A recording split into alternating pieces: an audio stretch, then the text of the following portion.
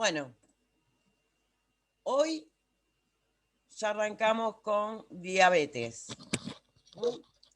Vamos a ver la parte primero teórica. El lunes que viene vamos a ver toda la parte farmacológica de diabetes. Así que lo vamos a repartir así en 2 clases para que no sea tan heavy. Bien. ¿Qué entienden ustedes por diabetes? Vamos, a abrir los micrófonos. Hola, profe, no escuché la pregunta. Hola, Yara. ¿Qué entienden por diabetes? ¿Qué creen que es la diabetes? ¿Glucosa en sangre? Pero ¿cómo está esa glucosa en sangre? Elevada. Elevada. Bien. Primero y principal. Es crónica y no se cura, ¿no? Es crónica y no se cura. Pero, primero y principal, para poder decir que está elevada, tenemos que conocer cuál es el valor normal, ¿no?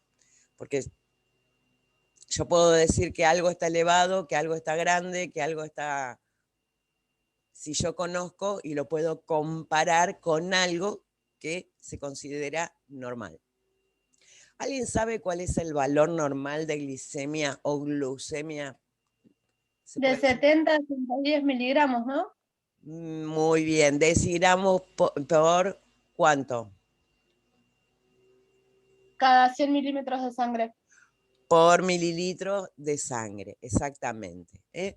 El valor normal de la glucemia y con 8 horas de ayuno es entre 70 y 110 miligramos por decilitro de sangre. Ese es el valor normal cuando hay 8 horas de ayuno. Y cuando no hay 8 horas de ayuno, ¿alguien lo sabe? Porque obviamente la persona puede no tener 8 horas de ayuno y a mí se me ocurre hacerle un control. Creo que subió un poquito más, si no me equivoco. Creo que era de 80 a 120, algo así. Poquito más. Y ahora pregunta de nuevo, los valores. Entre 70 y 110 con 8 horas de ayuno. Si la persona no tiene 8 horas de ayuno, yo tengo que hacer una especie de corrección, por decirlo de alguna manera, porque obviamente va a ser diferente. Se considera que está normal cuando no supera los 180 después de 2 horas de comer. Porque obviamente no va a ser lo mismo si yo hago el control, ni bien la persona terminó de comer, o ya pasaron 2 horas. Entonces, si yo voy a hablar de valores normales, tengo que hacer esa diferencia. Esa diferencia si la persona está en ayuno o si no está en ayuno. Entonces, vuelvo a repetir los valores. Si la persona tiene un ayuno de 8 horas, lo normal es entre 70 y 110. Si la persona no está en ayuno, no puede superar los 180 2 horas después de haber comido. Después vamos a ver por qué este valor arbitrario de 180. Una vez que yo ya sé los valores normales, cuáles son las cosas que yo puedo esperar, puedo hacer, no sé si un diagnóstico, pero puedo ver que la persona tiene la glicemia elevada o que está dentro de los parámetros normales. Si yo veo que la persona tiene la glicemia elevada, independientemente si está en ayunas o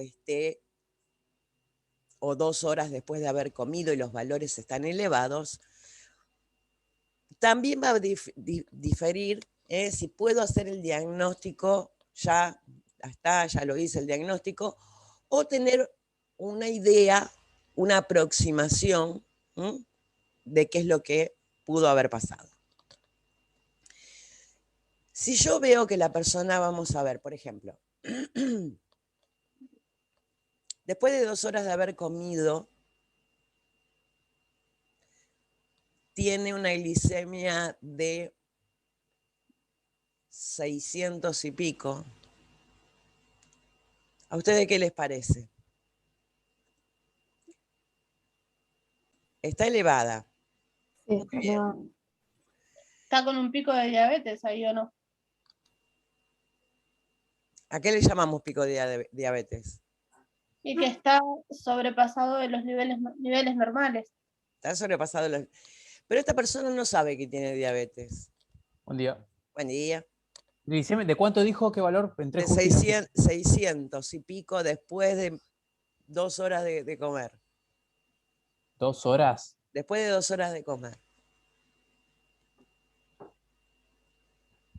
No voy a decir nada. No, lo mandamos a la guardia. De derechito a la guardia, anda rajando. Bien. Con ese valor, con un valor de 600, de 500, de 400, Shock. Puede haber un shock, ¿no? No sé cuánto tiempo es después de comer, pero es 2 muy horas. alto. 2 horas. Como mínimo 2 horas después de comer no tiene que superar los 180. Ah. Con un valor de 400, de 500, de 600, ya podemos hacer un diagnóstico de diabetes. Porque no hay vuelta. Si a las 2 horas no me pudo bajar los valores de glicemia, es porque algo está funcionando mal. Ahora vamos a suponer, eso fue lo que me pasó a mí.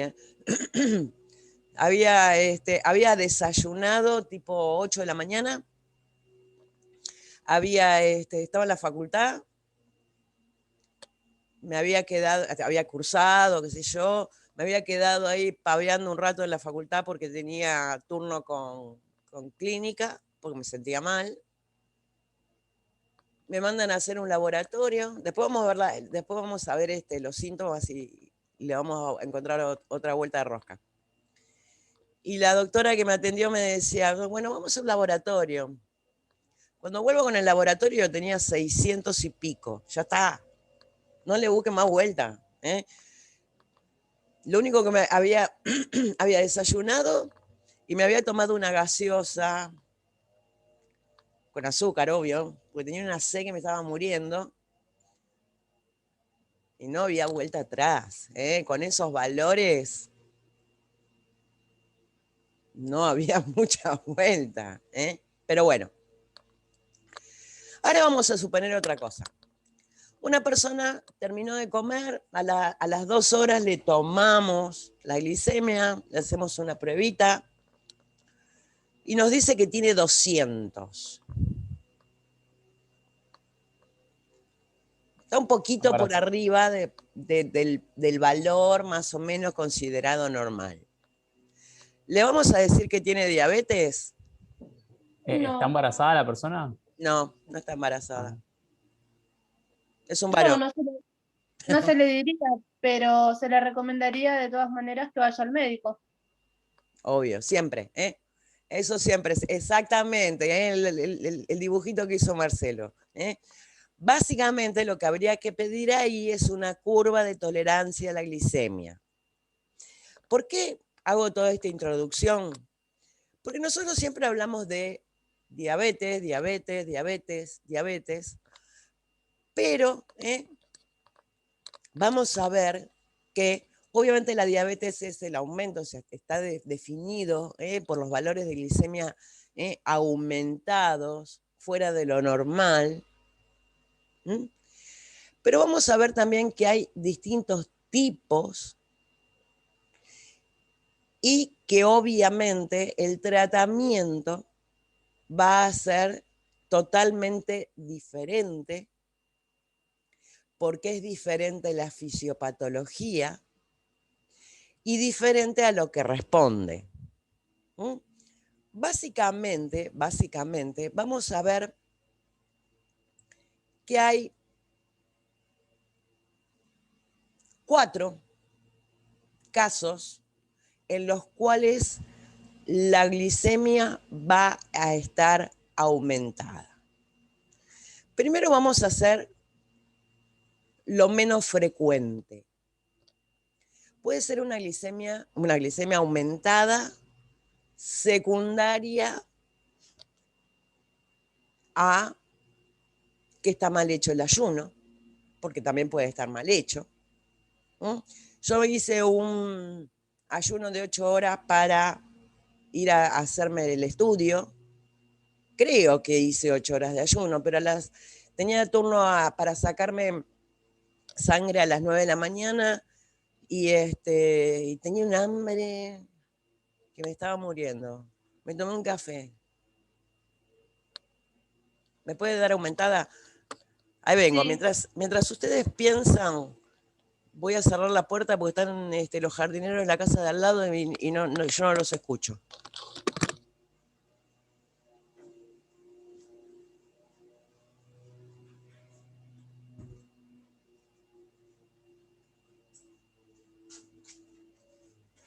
No era tan lejos. Ahí puede ser que tenga la glicemia aumentada porque no se respetaron las 8 horas. Cuando se dice 8 horas de ayuno, tiene que ser ayuno completo. Sobre todo para la glicemia. No puedo haberme llevado a la boca nada más que agua. Nada más que agua. Ni un té, ni un café, ni un mate, nada. Muchos alimentos tienen azúcar o hidratos de carbono escondidos. Si ustedes agarran un paquete de café, van a ver que dice café torrado con azúcar. Entonces, esos valores pueden estar alterados precisamente por no haber hecho correctamente el ayuno. Si yo me tomé un juguito de naranja, pasa exactamente lo mismo. Pero era un juguito de naranja. El juguito de naranja tiene fructosa. Hablo de un juguito de naranja exprimido. Bien. Entonces, esa puede ser una posibilidad. A veces hasta un chicle, un Belden. Lo he visto. Te puede aumentar la glicemia. Eso es porque está mal hecho el ayuno. No quiere decir que la persona, a pesar de tener aumentada la glicemia, tenga diabetes. Otra posibilidad es que la persona esté consumiendo algún fármaco. Entonces estaríamos hablando de no una diabetes, sino una diabetes secundaria, que está producida por otra cosa. ¿Qué fármaco se les ocurre que la persona puede estar consumiendo para que le haya aumentado la glicemia? Un jarabe. Un jarabe puede ser. ¿Qué otra cosa? Lo vimos el año pasado, a principio de año. ¿Para qué? Corticoides. Un corticoides, uno de los efectos adversos precisamente de los corticoides era precisamente el aumento de la glicemia. Y acá no estamos hablando de diabetes, pero sí estamos hablando de un estado diabetogénico. La persona no tiene diabetes, que ahora vamos a ver de qué se trata específicamente. Entonces no es que tiene diabetes, sino que si la persona deja de consumir ese fármaco, obviamente el aumento de la glicemia va a desaparecer. Va a desaparecer. No es diabetes, es algo secundario, precisamente en este caso el consumo de un corticoide. Bien, acá tengo dos situaciones que, digamos, se pueden corregir. Y cuando hablamos de diabetes, también aparte, digamos, de esta diabetes secundaria, hay otras patologías que también pueden hacer que aumente la glicemia y va a depender mucho del tratamiento de esa causa, que va a depender si realmente podemos hablar de diabetes o no.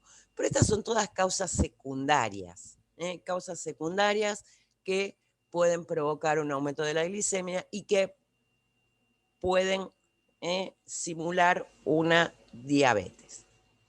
Cuando yo hablo de diabetes, es porque hay algo en el funcionamiento del organismo que no está funcionando como corresponde. Hay dos situaciones fundamentales en las cuales se va a producir la diabetes. ¿Se acuerdan cuál era la hormona que manejaba la glicemia?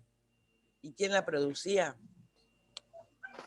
El páncreas, y no es la insulina. Exactamente. El páncreas, en su porción endocrina, producía dos hormonas, en realidad. La insulina y el glucagón. La insulina producía una disminución de la glicemia. Y cuando hablamos de glicemia, es la cantidad de azúcar, de hidratos de carbono que hay en sangre. Pero esa sangre, yo la necesito en la sangre, perdón, esa glucosa, ¿la necesito en la sangre? Sí, es necesaria. ¿Para qué? ¿Y no ayuda más el flujo sanguíneo eso también? No. ¿Para qué me sirve el azúcar en la sangre? No, lo que hace, profe, la insulina es lo que agarraría el azúcar que está en sangre y la llevaría a los tejidos que la Bien. requieren. Esa es la función de la insulina. Alexis, el azúcar para la energía, exactamente. Yo no la necesito en la sangre. La sangre lo único que hace en la sangre, el azúcar, es lo mismo que hace con los fármacos. ¿Qué hacía la sangre con los fármacos? Lo transporta. Lo transporta. Entonces, el azúcar que consumimos, los hidratos de carbono que consumimos, pasan a la sangre. ¿Dónde se absorbe? Repaso de primer año. ¿En el hígado? En el intestino. Claro. Igual que los fármacos, el famoso LADME, ¿se acuerdan del año pasado? Bueno, lo consumo por boca. Se absorbe en el intestino delgado. De ahí pasa a la sangre. La sangre me lo distribuye. En este caso me está distribuyendo la glucosa. Y como dijo Steffi, y como también dijo Alexis, una vez que se distribuyó tiene que entrar a los tejidos, para que las células utilicen la glucosa como fuente de energía. Esto es importante entenderlo porque cuando después veamos los síntomas, van a ver que es, mira, por esto era la explicación de uno de los síntomas. Bien. Profe, sí. Perdón. Decíamos que entonces que el páncreas produce dos hormonas. que Sí. es insulina y Glucagón. ese, Ahí el glucagón lo que hace es lo contrario a lo que hace la insulina. Si la insulina hace que disminuya la glucosa en sangre, que permite que toda la glucosa entre a los tejidos, el glucagón es al revés, hace que aumente la glicemia. Y ustedes me van a preguntar, ¿y para qué tenemos una hormona que hace tanto lío? Si yo no quiero tener la glicemia aumentada. pero como que algo necesitamos, entonces como que lo regula, algo así. Que Exactamente. cuando tenemos déficit, lo sube. Exactamente, exactamente. Es un balance, como todo. Yo no puedo mandar todo para afuera y quedarme sin nada. ¿Por qué? Porque hay determinados órganos, y ahora vamos a ver otra vez de nuevo el concepto de receptor.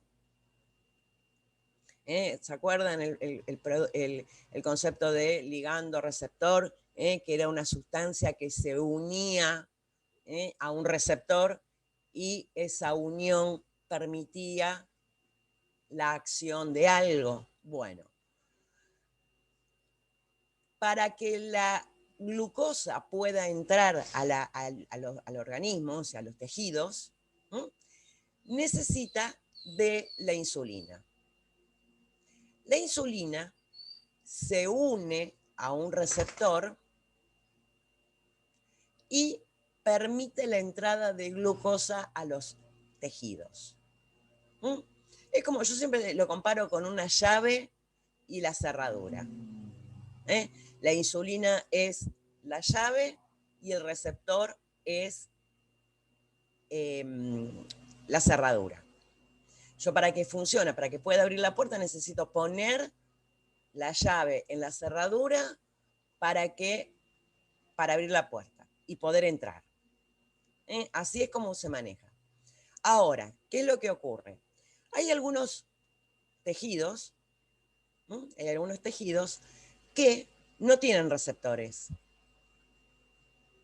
No tienen receptores para la insulina y la glucosa entra normalmente, sin necesitar que vengan y le abran la puerta. Uno de los tejidos que no tiene receptores para la insulina, que la glucosa entra en forma así, sin necesidad de atravesar nada. A ver, ¿a alguien se le ocurre cuál puede ser? Un tejido que es totalmente necesario.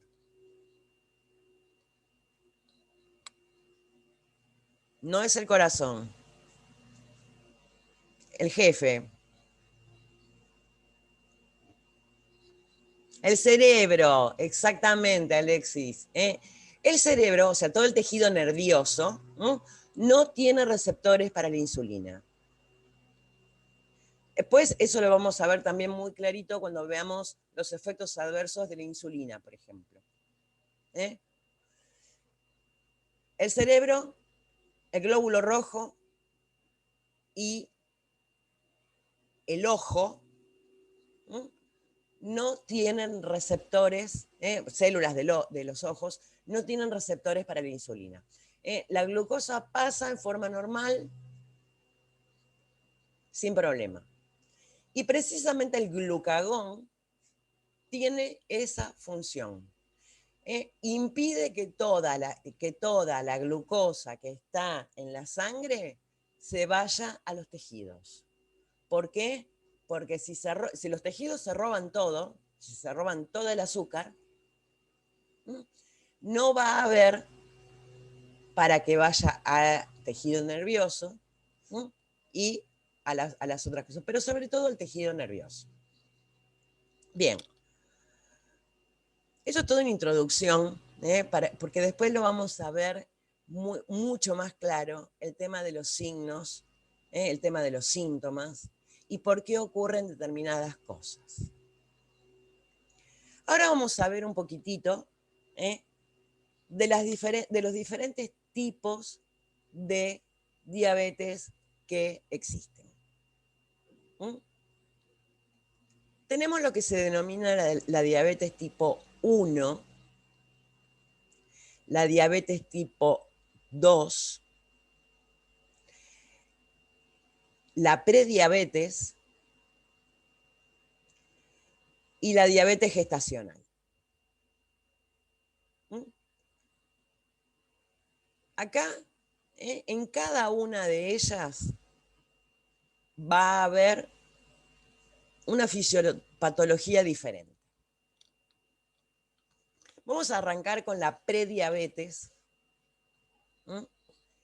que acá tiene un poquitito medio mezclado todo su fisiopatología, pero básicamente el concepto, si me dice prediabetes, quiere decir que los valores de glucemia todavía no están tan elevados como para definir que hay una diabetes, que requiere estudios complementarios. Y que también lo podemos decir como intolerancia a la glucosa. Si hay una intolerancia a la glucosa, ¿qué significa? Cuando ustedes tienen intolerancia a algo, es que molesta. Te cae mal. Claro. Bien. Cuando yo estoy hablando de intolerancia a la glucosa, que es el nombre real, no hay un pre esto, pre lo otro. ¿Se acuerdan que en una época se hablaba de preinfarto? Después dijeron, ese término no existe. Se denomina angina de pecho. Bueno, en realidad la prediabetes, si bien lo van a encontrar en un montón de bibliografía, no es que si uno habla de pre es porque después va a venir lo otro. Y si yo lo controlo en ese estado, después no tiene por qué venir lo otro. No es como el preescolar que después sí o sí viene la primaria, y después sí o sí viene la secundaria, y después sí o sí a laburar, o a seguir estudiando algo. ¿Se dan cuenta por qué el pre acá no juega? Por más que lo encuentren en muchos tipos de bibliografía. Si yo soluciono, corrijo esa intolerancia, no quiere decir que después se desarrolle la patología. Por eso el pre es medio condicionante. Bien. ¿Cómo diagnostico esa intolerancia a la glucosa? Precisamente con una curva de glicemia. Que es lo que también se le hace a muchas mujeres embarazadas. Después vamos a ver también el porqué. ¿En qué consiste una prueba de tolerancia a la glucosa? Se le toma a la persona una muestra de sangre, se mide la glucosa en sangre en ese momento, se le da para tomar un jugo asquerosamente dulce, con una concentración de azúcar muy importante, y a las 2 horas se le vuelve a medir la glucosa, que puede ser capilar o con una extracción de sangre. Capilar es cuando te pinchan el dedo. Eso lo vamos a ver, la semana que viene lo vamos a ver también. Bien, cuando yo analizo los valores de esa segunda medición, para que yo pueda hablar de una intolerancia a la glucosa, tienen que estar por encima de ¿cuánto?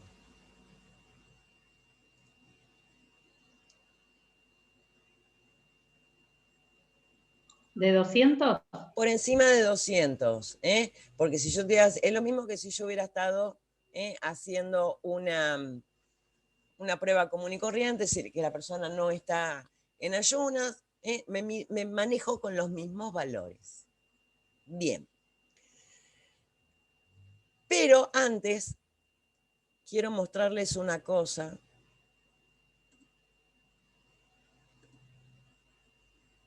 Y se van a tener que fumar unos dibujitos. Ahora podemos compartir pantalla. ¡Qué emoción!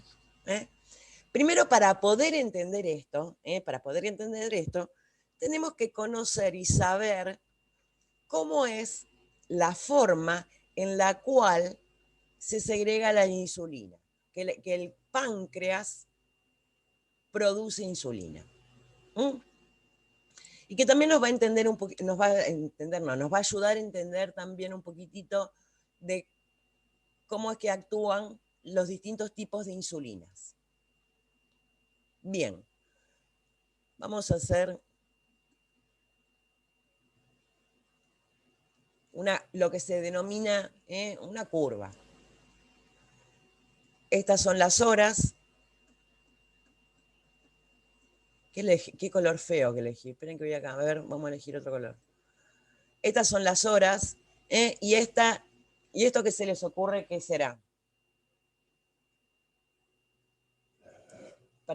Che, a pelear al otro lado. Tengo acá mis mascotas que vienen a hacerme compañía. Pero por ahí se pelean.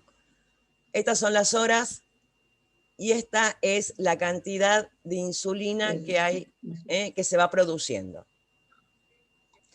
El páncreas tiene lo que se denomina un doble tipo de secreción de insulina.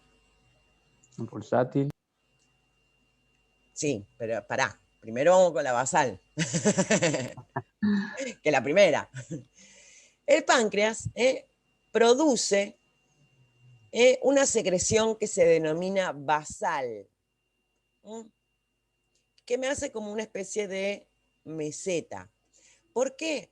Porque el páncreas segrega insulina como para mantener estable, en forma permanente, una glicemia dentro de los parámetros normales.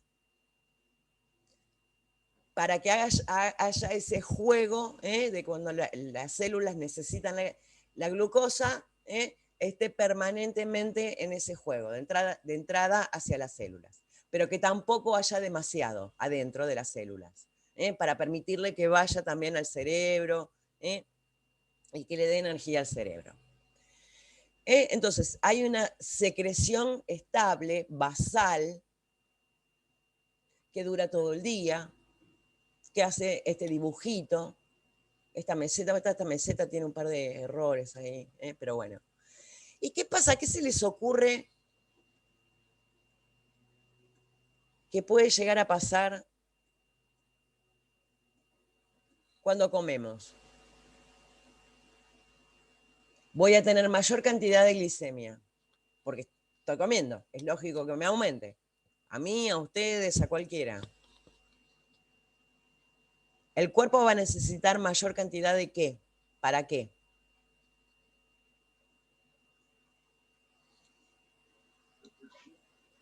¿El glucagón? No Para necesita más equilibrar, glucagón. no. ¿De glucosa? ¿Necesita mayor cantidad de qué? ¿Glucosa? Insulina. ¿Glucosa ya la tiene? Líquido. No. Necesita mayor cantidad de insulina para que la glucosa que está aumentada porque la persona comió, ahora no esté en la sangre y vaya a los tejidos. Entonces, el páncreas, que es muy inteligente,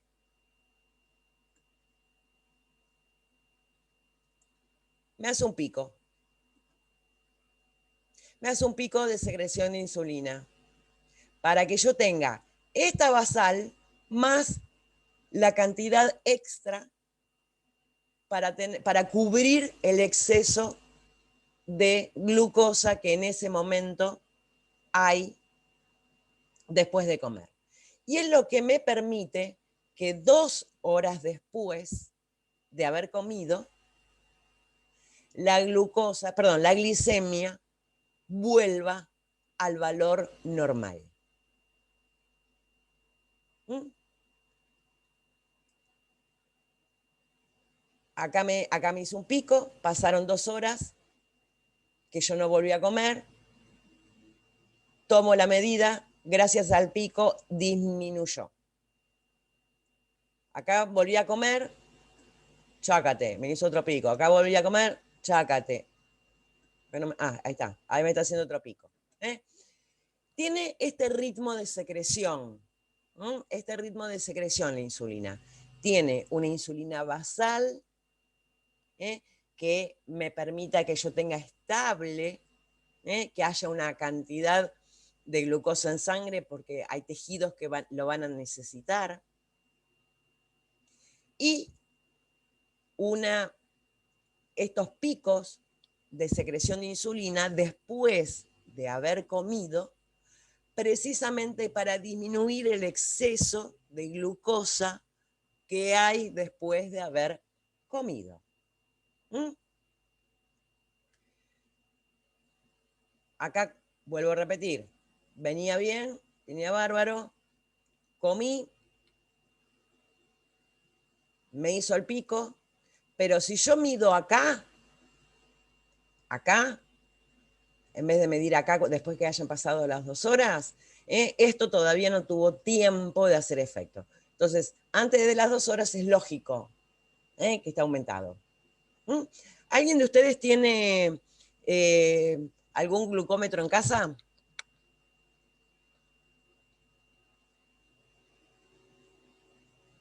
¿Alguien? Bueno, yo no lo puedo hacer porque como tengo diabetes, me digo como que... ¿El que te pinchas el dedito? Sí, el que te pinchas el dedito. ¿El que te pinchas el dedo? Sí, ese Yo mismo. tengo el de mi marido. Bueno, ahí está, Inés. Jorobate por ser la única que no tiene diabetes y tiene un glucómetro. Mañana si es que la obra social te dio las tiras, le dio las tiras. Cobraré la tira, tío. Claro, eso. Pues salen muy caras. Pero bueno, si tenés ganas, son caras. obviamente. Si vos haces la prueba, te tomás a la mañana tempranito. Cuando comiste, o sea, ni bien después de comer y 2 horas después de comer, vas a ver las variaciones. Si tenés ganas de hacerlo y si tu chico te presta 3 tiritas, así es un acto de amor impresionante, te aviso, porque son carísimas, y los anotás y después nos contás. Si tenés ganas, si no, no estás obligado. Dale, profe. Sí. Bueno. Y si se los afan, igual no se va a dar cuenta. ¿La obra social se las da? Sí. Sí. Sí, por suerte sí. Bien. Básicamente, esa es la forma en la cual actúa o se segrega la insulina. Ahora vamos a ver el tema del glucagón. Como habíamos visto, el tema del glucagón era una hormona que precisamente hacía lo contrario de la insulina. En vez de disminuirme la glicemia, me la aumentaba. Precisamente para asegurar, hacer ese balance y asegurar que los tejidos que no tienen receptores para la insulina puedan recibir su cantidad de glucosa para poder funcionar. En el único momento que realmente, se produce una cantidad de glucagón importante, hay 2 situaciones. Una es el ayuno prolongado. ¿Mm? Cuando hablo de ayuno prolongado, tiene que ser por lo menos 2 o 3 días sin comer. ¿Mm? Una huelga de hambre. La verdad nunca haría una huelga de hambre, pero bueno. una huelga de hambre, hay un ayuno prolongado, ahí se empieza a segregar glucagón para que precisamente le pueda llegar, sobre todo al cerebro, una cantidad normal de glucosa para que pueda seguir funcionando. La otra situación en la que hay una producción aumentada de glucagón es un tumor que se denomina glucagonoma, que aumenta permanentemente la glicemia, y si me aumenta permanentemente la glicemia, ¿qué puedo suponer que tengo?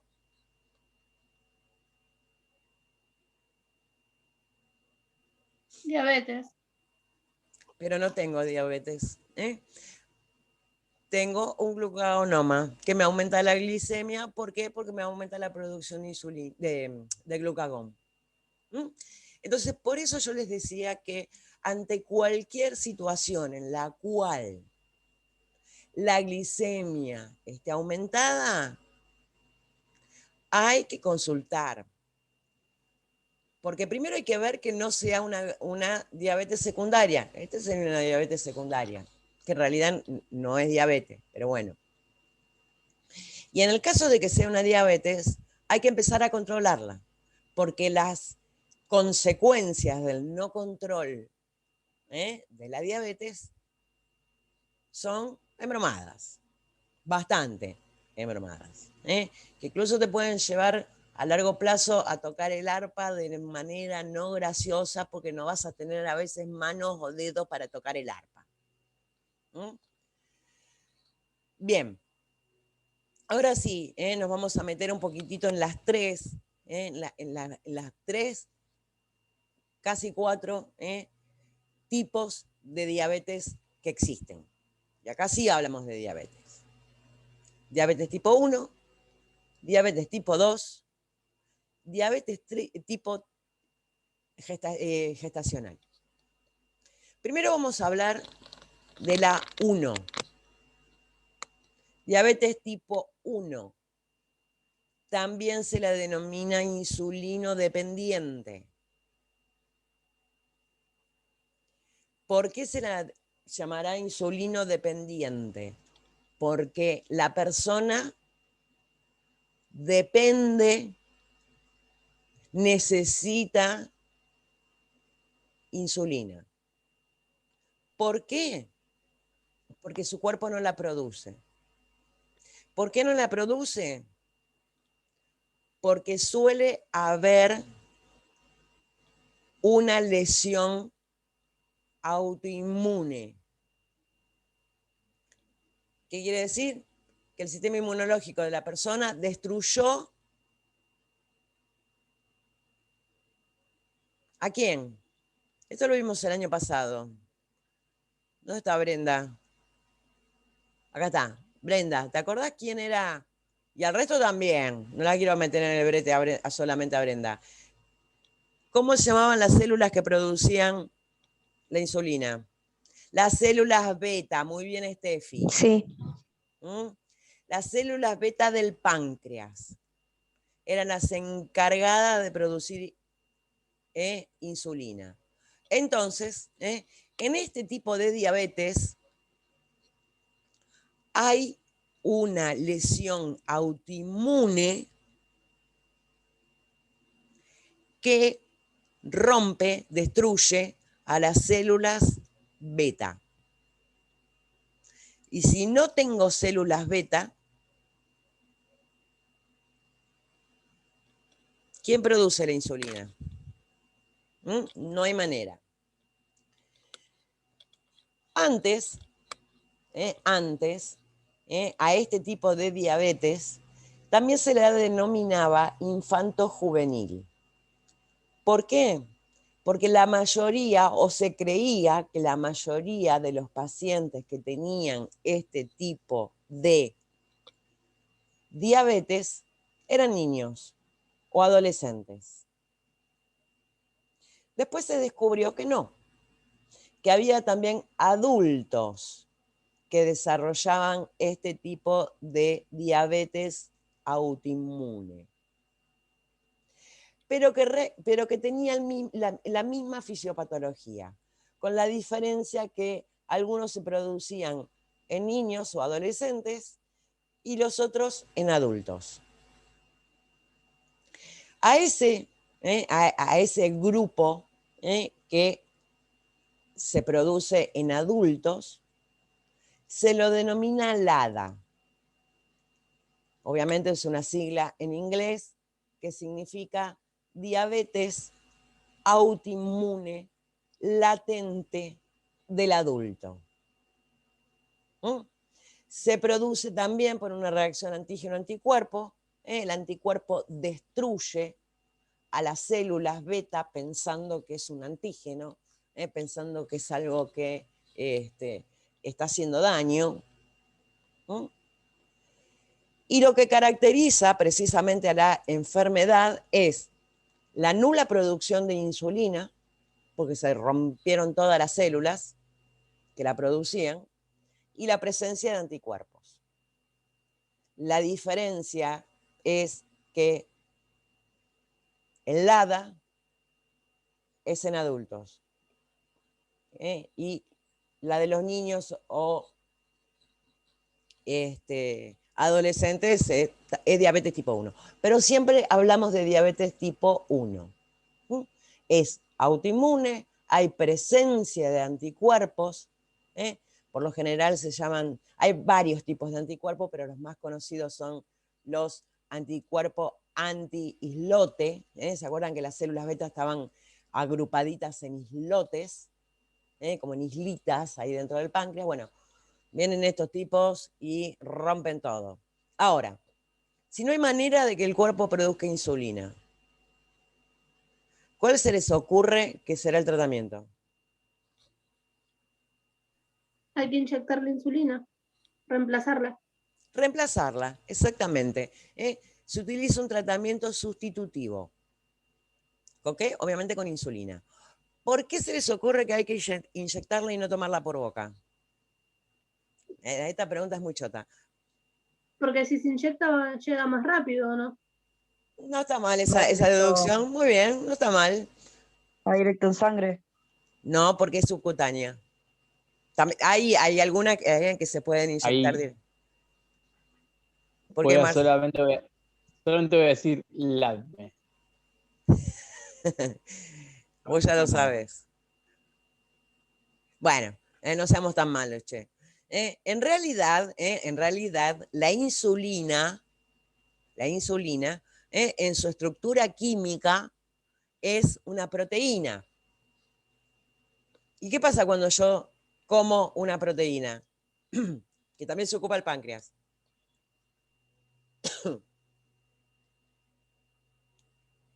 Cuando pasó el estómago, para poder ingresar. Se disgrega y se transforma en aminoácidos para después hacer otras proteínas. Exactamente. Por eso es uno de el motivo, mejor dicho, por el cual no puede pasar por el sistema digestivo. El sistema digestivo no sabe qué es insulina, él sabe que es una proteína. Entonces, ¿qué hace? La destruye, la rompe toda en aminoácidos para que se pueda absorber. Chao, se terminó, me la rompió. Entonces, obviamente, yo necesito evitar precisamente esa parte. La forma en la cual no es la más cómoda ni la más linda. Por suerte, las administraciones y las agujas se fueron realmente cada vez modificando de una manera que ahora es mucho más sencillo y más cómodo. Eso en la clase que viene se los voy a mostrar. Tengo todo tipo de, menos bomba, tengo todo tipo de cosas para administrar. Pero bueno, Básicamente porque la insulina tiene una estructura proteica y si yo la tomo por boca, chau. En realidad también se fueron probando otros tipos de aplicación. Se hablaba de la aplicación nasal. La nariz tiene también una red capilar bastante importante, con lo cual podría haber una absorción interesante, pero la realidad es que, bueno, también había una por mucosa en el ojo, pero bueno, por algo no tuvieron, digamos, no pudieron seguir adelante. Yo calculo que esto debe ser por algún tipo de absorción muy errática. Y ya que estábamos hablando un poquitito de vías de administración, hay una que me meto en la boca y que no pasa por el estómago. ¿Cuál era? La sublingual. Exactamente. Y acá con la sublingual pasa exactamente lo mismo. ¿Qué es lo que ocurre? La insulina, cada persona tiene su dosis. No hay una dosis igual para todas las personas. Con lo cual, pero me pongo una pastillita debajo de la lengua. No me tengo que pinchar. No hay ninguna de las reacciones adversas con respecto a la vía subcutánea. No duele, no molesta, no pica, no nada. Si lo pensamos desde el punto de vista comercial, tendríamos que hacer un comprimido sublingual para cada persona diabética que existe en el mundo. Imposible. Imposible no solamente económicamente, no daría la maquinaria para hacerlo. Así que no queda otra que pincharse. Aparte, profe, una pregunta, duda. ¿Cuántos microgramos, cuál es la concentración de insulina que se aplica? Depende de la persona. La ¿No insulina, es en microgramos? Sí, no, en realidad son unidades. Pero más o menos en el... sí, son unidades. Unidades. No sé cuál... Y unidades. En molecular ni... No, en realidad cuando una persona... Debe ser como la levotiroxina, muy chiquito. Claro, son extremadamente... pareciera que claro. Chiquitos, pero a veces no son tan chiquitos. En realidad el tratamiento cuando una persona recién es diagnosticada con diabetes y tiene que empezar, siempre hay un ajuste permanente, hasta llegar a la dosis que se tiene que usar en forma habitual, o si se cambia el tipo de insulina también hay que ir haciendo ajustes, pero cuando la persona está recién diagnosticada, lo primero que se le da es 0,5 unidades por kilo de peso. Entonces, espera que prendo la calculadora porque mentalmente obviamente no lo puedo hacer. A ver, yo peso 55 por 0,05 unidades por cada uno de mis kilos. Y acá me dice que son 2,75 unidades, lo cual está mal. 2 unidades de insulina no sirven ni para hacerle cosquilla a nada. En realidad son 27 unidades. 0,5, yo me confundí, perdón. Son 0,5 unidades por kilo. Entonces, esa sería mi dosis habitual considerando mi peso. 27 unidades a lo largo de todo el día. ¿Qué pasa? Yo ya sé que con 27 unidades me voy al tacho. Me va a dar uno de los efectos adversos más molestos que existe, sobre todo con la insulina, que es la hipoglicemia. Y yo ahora estoy con una dosis de 22. Pero eso porque lo tuve que ir ajustando de acuerdo a los autocontroles. Siempre que una persona tiene que empezar un tratamiento con con insulina, debería por lo menos saber lo que se denomina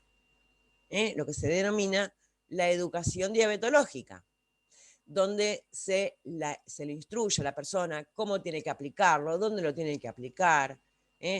Por lo general se enseña a usar los dispositivos, porque por lo general se tienen que aplicar 2 inyecciones diarias, con lo cual imagínense el costo que sería si uno tiene que ir a la farmacia a aplicarse una a la mañana, una a la noche, y toda esa historieta.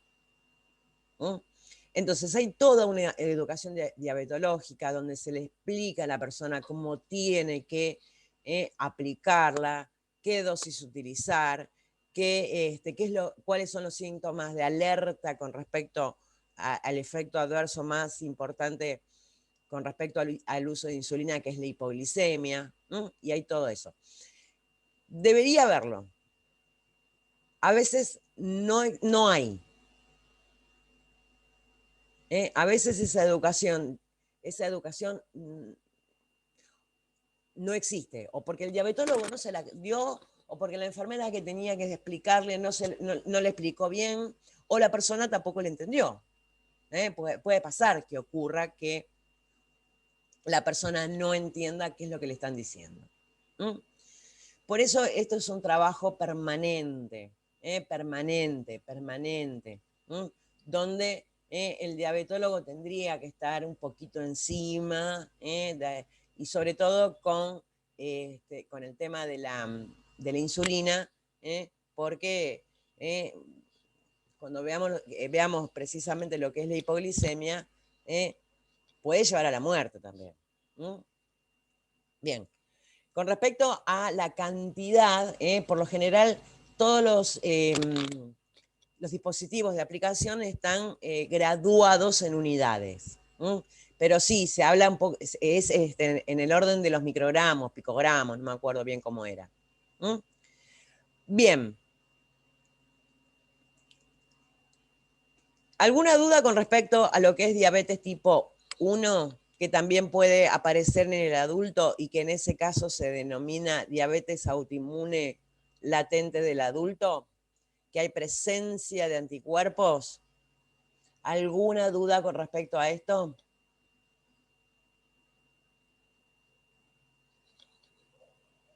¿No? Soy una genia, díganmelo, que así me la creo un poco también. Bien. El otro tipo de... Sí, Marce.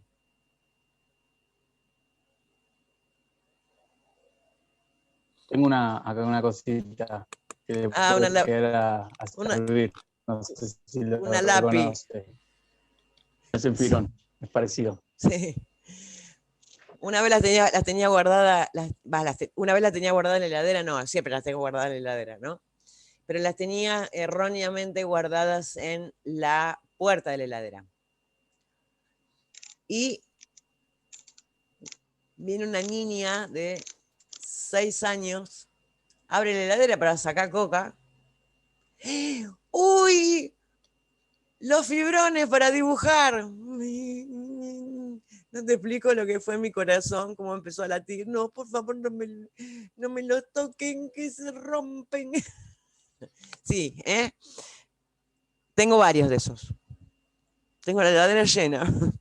Tuve la suerte de que una persona me regaló 20 cajas de insulina de Gludec.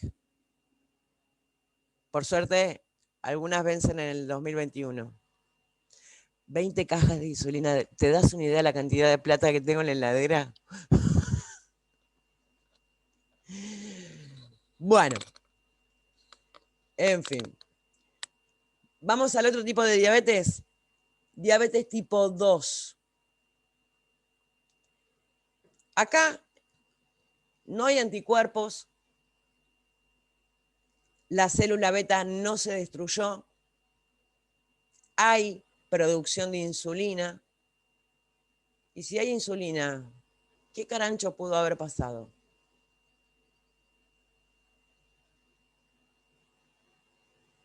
Había dos cosas que hacía que la insulina permitiera el ingreso de la glucosa en los tejidos. La misma insulina y qué otra cosa. Perdón, profe, Sí. yo no lo escuché bien, se cortó todo. Ah, perfecto. Gracias, Marce. ¿Ahora me escuchan bien? Sí. Adriana dice que sí. ¿Vos, Marce, escuchás bien? Yo tengo problema de internet, se me cortó en la compu, grabando encima, estoy con el celular y se me corta, entonces justo hice un planteo y no lo escuché bien. No, porque a vos también se te escucha entrecortado. Si el resto me escucha bien. De rato se escucha entrecortado, profe. Ay, se tilda mucho. Y bueno, vamos a tratar de que no se corte. Nosotros no podemos tratar nada, pero bueno. Si no se escucha, me avisan. Alguien que me diga, se está cortando y arrancamos de nuevo. Vuelvo a hacer la pregunta. En la diabetes tipo 2 no hay destrucción de las células beta, o sea, hay producción de insulina. Entonces, ¿cuál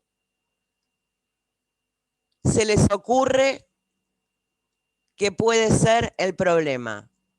Había dos cosas que yo necesitaba para que la insulina, perdón, para que precisamente la glucosa pueda entrar adentro de las células. Insulina tengo. ¿Dónde puede estar el problema? En la cantidad de fabricación. La resistencia.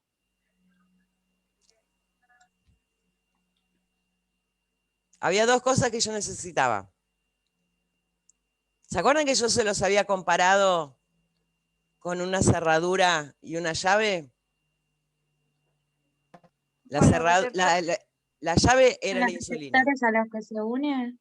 Los receptores a los cuales se une la insulina. El problema en la diabetes tipo 2 está en los receptores. Hay un inconveniente bastante importante con los receptores. Ahora, los receptores están en las células. ¿Puedo cambiar todos los receptores de las células? Imposible. ¿A qué se les ocurriría hacer a ustedes cuando no les funciona la cerradura? No llamamos al cerrajero. Son las 12:30 de la noche y no va a venir ningún cerrajero. Otra. Tratarían Probar otra de... llave. Intentamos romperla. Intentamos romperla, Ceci. Re violenta. Sí, Ceci, ya te veo poniéndole una patada a la puerta. No, en realidad voy a tratar de hacer que juegue un poquito la llave para poder hacerla funcionar. O le tiro BW40, o un símil más barato, o grafito, o me quedo en la calle, dice Steffi. No, está lloviendo. Está lloviendo y hace frío. Bueno, sí o sí, tengo que tratar de que haya ahí ajustar un poco. Bueno, para este tipo de problema se utilizan los fármacos hipoglicemiantes. Después, la semana que viene, también vamos a ver esto de qué caranchos son. Pero son hipoglicemiantes orales. Se toman por boca. El más conocido de todos es la metformina. De eso seguramente escucharon hablar. A ver, ¿qué es lo que ocurre? La persona que tiene diabetes tipo 2, que está permanentemente, o sea, si bien en su momento, o en un primer momento produce insulina, pero resulta que los receptores están medio cachuzos, no se une bien. Es como que esta hiperglicemia que hay es un estímulo para que el páncreas siga produciendo insulina. Pero este aumento de la producción de insulina no está correspondido con la unión a los receptores y sigue persistiendo el problema. ¿Qué pasa? En algún momento el páncreas se va a cansar, se va a hinchar la paciencia de este sobretrabajo que se le está imponiendo.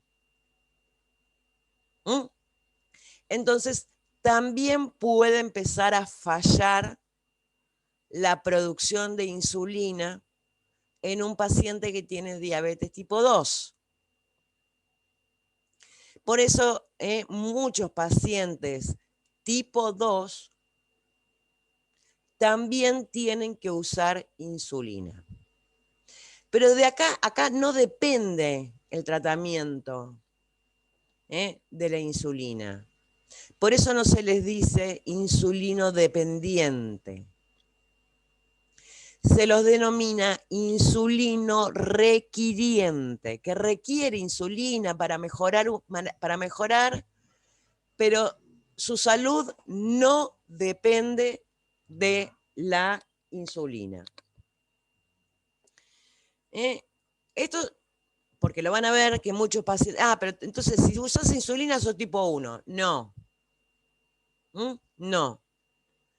Puede ser también tipo 2, que está ya como, digamos, como que muy avanzada y también requiere el uso de insulina.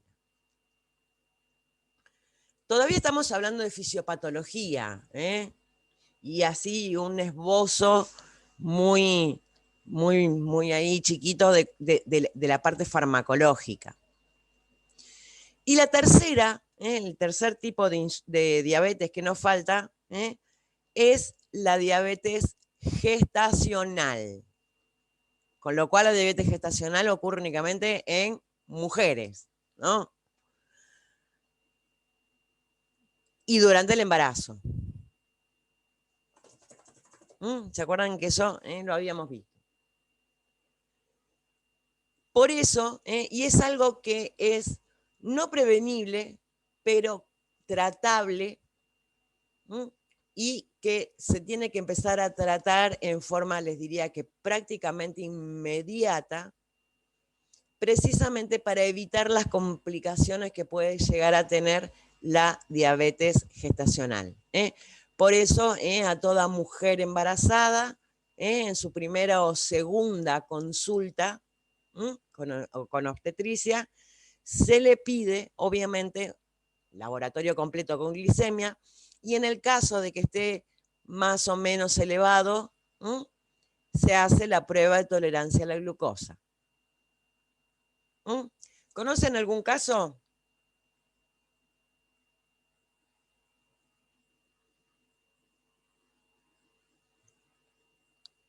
Bueno, pero bueno, básicamente se hace, en la primera o segunda consulta se pide el laboratorio primero para ver si hay. Ojo que la diabetes gestacional también puede aparecer igual que, ¿se acuerdan de la preeclampsia? Después del parto. Pero, y también, igual que la preeclampsia, una vez que el bebé nació, ¡charán!, se curó. Tampoco quiere decir que la mujer que haya tenido diabetes gestacional después desarrolle diabetes. ¿Por qué se produce? Ese páncreas tiene que abastecer a dos cuerpos, al de la mamá y al del bebé. El bebé todavía no está produciendo insulina, con lo cual tiene que, la insulina de la mamá tiene que alcanzar precisamente para los dos.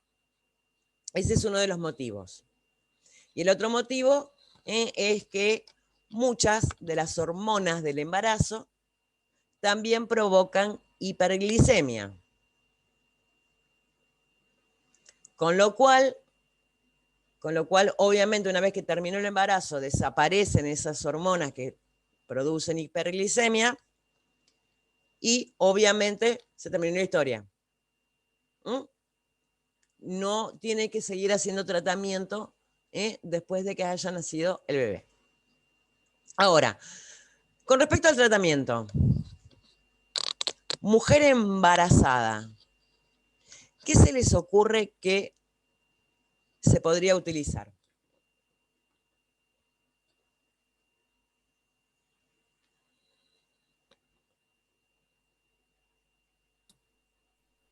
¿Solo una dieta? Inyección. Con una sola dieta no nos va a alcanzar, Inés. Muy buena tu suposición. Yo porque en el prospecto dice que para las embarazadas no se puede la metformina. La metformina no me sirve para... está contraindicada. Profe, ¿puedo hacer una pregunta? Capaz que es un poco extensa, pero lo de que Dale. es diabetes gestacional me parece como muy loco. Es loco. No sé, o sea, ¿qué lo determina? ¿Por qué pasa eso? ¿Por qué una vez que el cuerpo, no sé, no tiene más al bebé, se cura, por así decirlo? O sea, me parece, no sé, no termino Y de precisamente por la entenderlo. fisiopatología, porque la diabetes gestacional se produce por el aumento de hormonas que ocurren durante el embarazo, que después del parto esas hormonas desaparecen, entonces ya no estoy produciendo algo, que aumente la glicemia, esa por un lado, y la producción de insulina que sigue existiendo, ahora como ya está, antes había que repartir esa insulina entre la mamá y el bebé ya no está más porque ya nació. Entonces, la insulina queda exclusivamente para la mamá que le alcanza. Y desaparecieron las hormonas del embarazo que también provocaban una hiperglicemia. Desaparecen los dos factores causantes de la hiperglicemia. Entonces, desaparece el problema. ¿Quedó un poquito más claro, Yara? ¿El por qué se cura? Sí, pero nada, igual me parece muy loco todo eso. Sí, la biología es rara. Ahora, ¿por qué todas las mujeres, por qué no todas las mujeres tienen diabetes gestacional? Si a todas, todas tienen el bebé en la panza y tienen que repartir su insulina con el bebé. A todas las mujeres producen hormonas del embarazo que también les aumenta la glicemia. ¿Por qué algunas tienen diabetes gestacional y por qué la mayoría no tiene?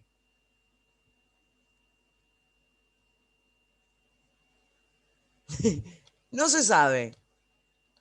Obviamente hay condicionamientos genéticos, condicionamientos externos, un montón de cosas que hacen que una mujer pueda desarrollar diabetes gestacional y otra, en las mismas condiciones, no la desarrolle. Bien. ¿Qué se les ocurre que le puedo dar a una mujer que tiene diabetes gestacional? Ine nos acaba de decir que la metformina está contraindicada. La metformina es un hipoglicemiante. ¿Qué le doy para bajarle la glicemia a una persona que está embarazada, una mujer que está embarazada, que ya sabemos que la mayoría de los medicamentos están contraindicados? La dieta, muy bien, pero la dieta no me va a alcanzar. Algo natural. Bien, Marian. ¿De qué? ¿Inyecciones de qué?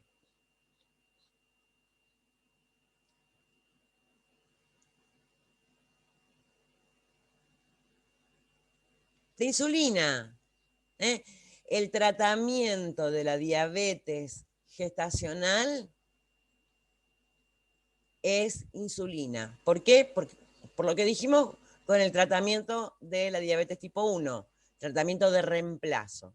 A la mujer embarazada es como que le falta un poquito de insulina. No porque se le hayan destruido las células del páncreas, como en el caso de la diabetes tipo 1, sino que en realidad necesita más. Entonces le ayudamos un poquito. Aparte es algo que nuestro cuerpo produce.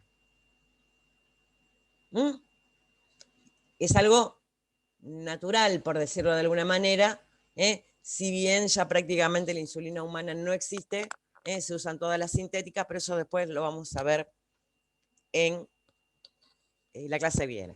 Ahora, ya vimos cuál es la fisiopatología y básicamente el tratamiento de cada uno de los tipos de diabetes. Pero vamos a ver que el tratamiento de la diabetes no es tan sencillo como,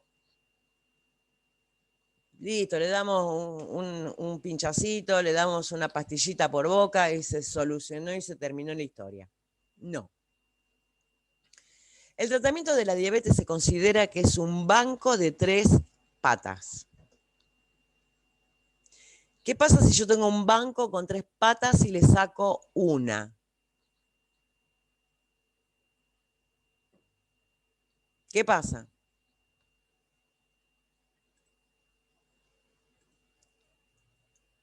Gladys. Se cae. Se cae. Exactamente. Vos que estás con arreglos en tu casa. Por eso te elegí a vos. Si yo le saco una de las patas del tratamiento a la diabetes, acá ya sea 1, 2, gestacional, de lo que sea, se me cae el tratamiento. ¿Cuáles son esas 3 patas? Dieta,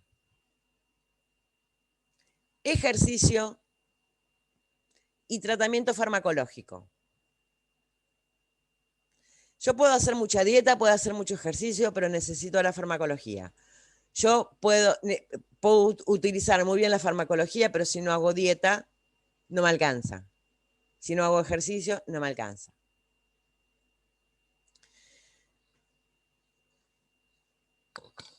Cuando hablamos de dieta para el tratamiento de la diabetes, en este caso quizás es mucho más importante para el tratamiento de la diabetes tipo 2 que para el tratamiento de la diabetes tipo 1. Y después lo vamos a ver cuando veamos un poquito de la medicación y o sea, la parte farmacológica. Perdón, ¿hasta qué hora tenemos clase hoy? Son las 12 menos 5. Las 12. Karen. Se me fue Karen. Chau, Yara. Sí, pues ya se nos terminó la hora, ¿no? Yo estoy reenganchada. Ya se pasaron 8 minutos. Ah, me parecía. Bueno, como se habrán dado cuenta, es como que tengo pasión por la diabetes. Al principio la odiaba, ahora ya me amigué tanto que quiero que todo el mundo sea diabetólogo. Pero bueno, la semana que viene vamos a ver la parte de tratamiento, con lo cual obviamente no, vamos a ver también en qué consiste la dieta, lo del ejercicio y lo de la parte farmacológica. Chao, gente bella. Nos vemos el miércoles. Adiós. Chao, profe.